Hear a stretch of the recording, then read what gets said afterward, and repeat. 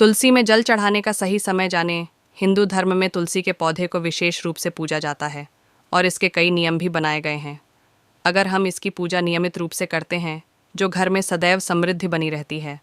ज्योतिष में तुलसी के पौधे को रोजाना जल चढ़ाने की सलाह भी दी जाती है।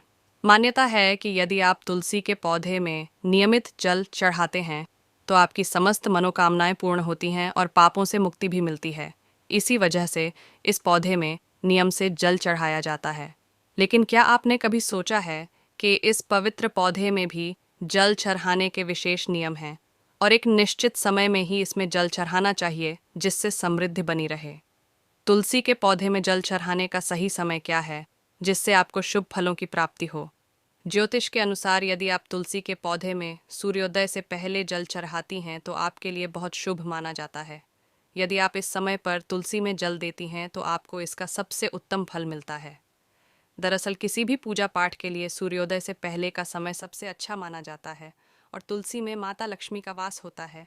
इसलिए यदि आप इसमें सही समय पर जल चढ़ाती हैं तो आपको माता लक्ष्मी की कृपा दृष्टि भी प्राप्त होती है।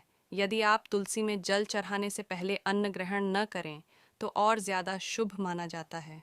यदि आप तुलसी में नियमित रूप से जल चढ़ाती हैं तो प्रातः जल्दी उठकर स्नान आदि से मुक्त होकर साफ वस्त्रों में तुलसी को जल दें।